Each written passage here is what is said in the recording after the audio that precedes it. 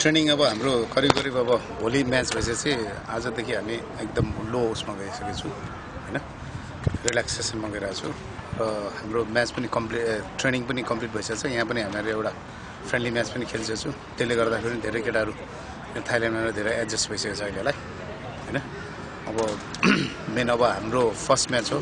first impression राम्रो भएपछि हामी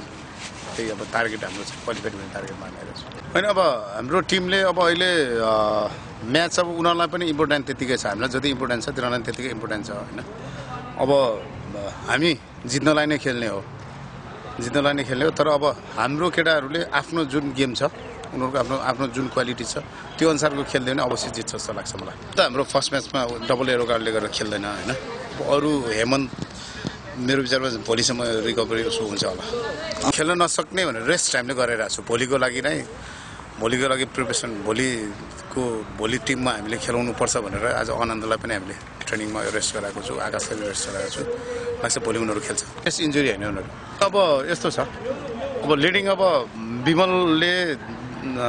यो 16 मा लिडिङ गर्दा आइरहेको आनन्द पनि नेशनल टिममा उ बसेको हैन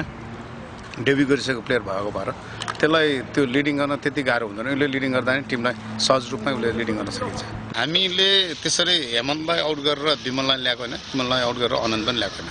हामीले जुन सिनियर अब नेशनल टिममा डेब्यु गरिसकेपछि विमलले नेशनल टिममा डेब्यु गरेर पाकिस्तानलाई गोल हान्न साथ उसको नेशनल टिममा जान साथ उ सिनियर भयो हैन त्यो उसको उले गर्दाखेरि उसको एक्सपिरियन्सले गर्दा हामीले उलाई ल्याए अहिले विमल इन्जर्ड छ विमल इन्जर्ड भएपछि आनन्दलाई ल्याएको फाइनल अब हाम्रो मेन लक्ष्य भनेको हामी जित्न लागेको हो र हाम्रो फ्यानहरूले पनि हामीलाई सपोर्ट गरिदियोस् राम्रो केटाहरूलाई हौसला बढाउनलाई सबैजनालाई सपोर्ट गरिदियोस् भन्ने हामी भन्न चाहन्छु